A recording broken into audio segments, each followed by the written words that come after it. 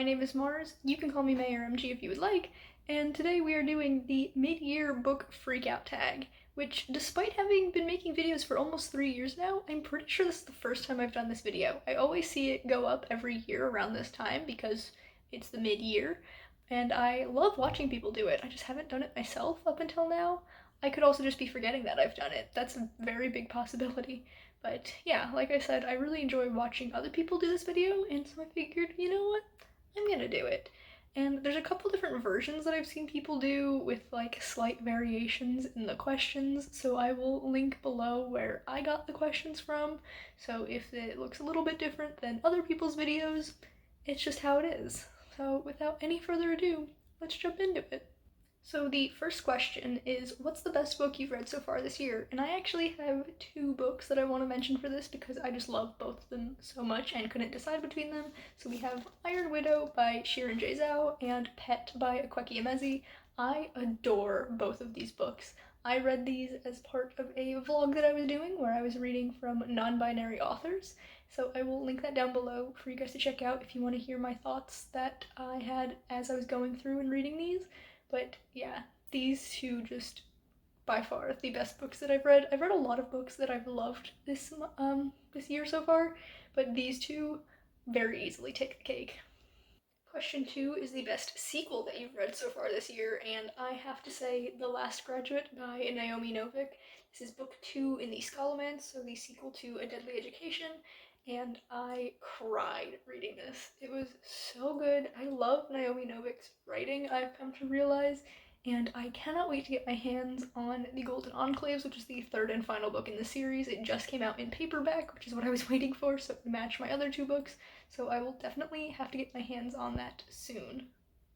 Question 3 is the newest release that you haven't gotten to yet, and for me, the answer is most definitely The Sun and the Star by Rick Riordan and Mark Oshiro.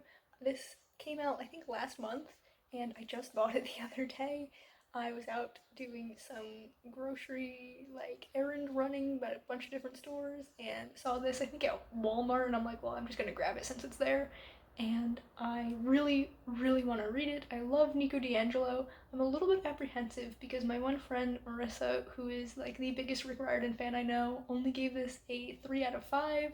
So it's a little bit concerning, but also I have high hopes for this anyway.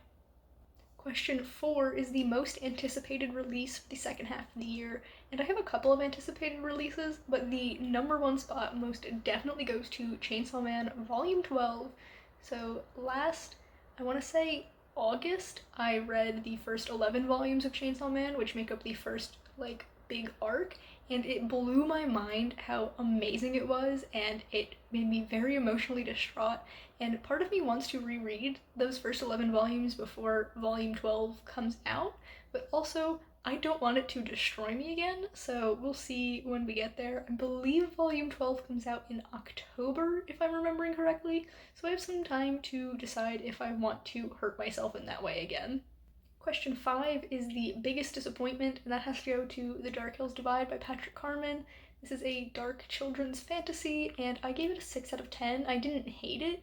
I thought it was pretty okay, but I had some high ideas of what this would be, and it just did not deliver on any front. It felt very disjointed and a little bit awkward at times, and I just didn't have as great a time as I had hoped for with this, and it's honestly probably gonna get unhauled. I cannot see myself wanting to reread this or even continue on with the series. The next question is the biggest surprise, and that is Cinder by Marissa Meyer. I'm going to hold up Scarlet because I don't own Cinder yet.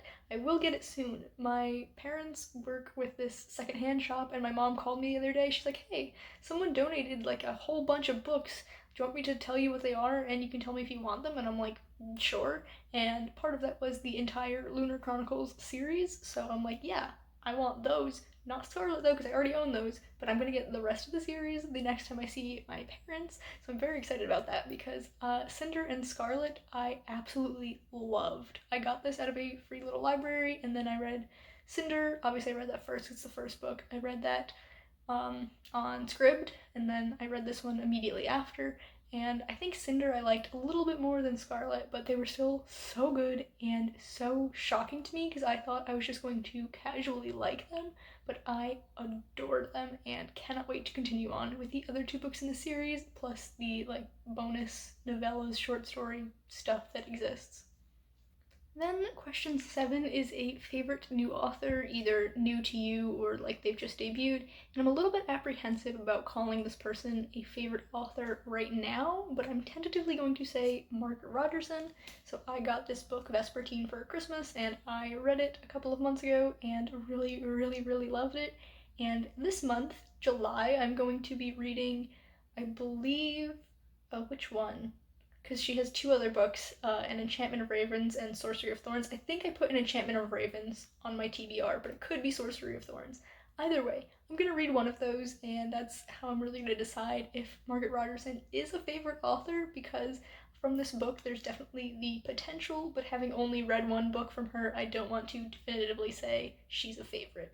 You know, I just gotta give her some more testing, you know? Question 8 is your newest fictional crush, and I don't have an answer for this. I racked my brain for ages trying to figure out who I could say for this, but a lot of my reads this year have been rereads, so they wouldn't be new crushes, or like YA middle grades, which would be weird because I am an adult person and I wouldn't have crushes on children and teens, even fictional ones. That's just icky. So for those reasons, I just don't really think I've gained any new fictional crushes. So I could just be forgetting someone, but if I'm forgetting them, I really shouldn't be calling them a crush now, should I? Question 9 is your newest favorite character, and I'm going to be going with Niklace from The Priory of the Orange Tree by Samantha Shannon. So I read this in May, I think. That sounds correct. And it was actually the pick from my Ko-fi members to get the exclusive reading vlog for. So if you are interested in that sort of thing, definitely check out my Ko-fi for all the details. But there are many interwoven plot lines in here, and one of the plots follows Nicholas, who is an older man. He's an alchemist and he's gay, and his storyline was just so heartbreaking, and I love that kind of thing.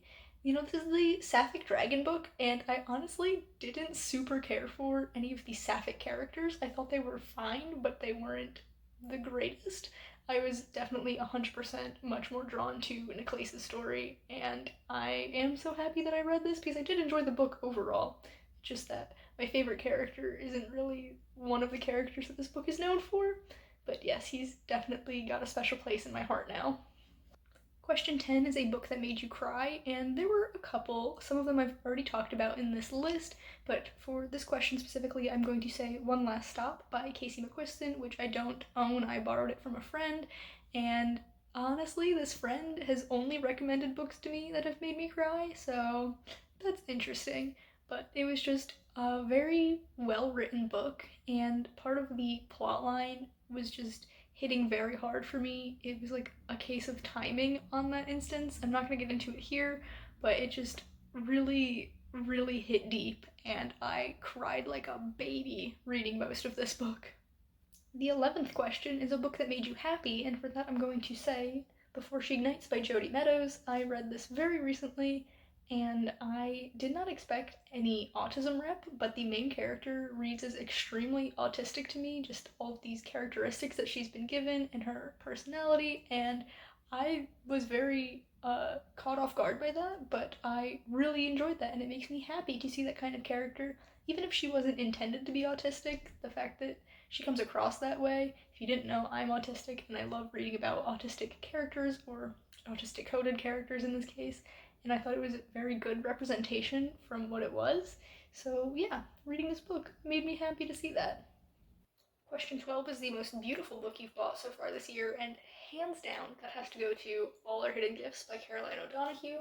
Just look at how gorgeous this is. I'm obsessed, and the other books in the series have just as beautiful of covers. I plan on getting them eventually because I did love reading this book, and I just am obsessed with it. If I had more space on my shelves, this 100% would be a book that I have facing forward because this deserves to be put on display. And the last question is, what books do you still need to read by the end of the year? And for that, I will direct you to last week's video, which is me going over my 23 books and manga to read in 2023 list and telling you what I have read and what I haven't yet gotten to. So that'll answer this question very nicely. And that is all for me today. If you enjoyed this video, please be sure to give it a big thumbs up. You can subscribe to my channel for more content, and that way I will see you in the next one. Goodbye, everyone.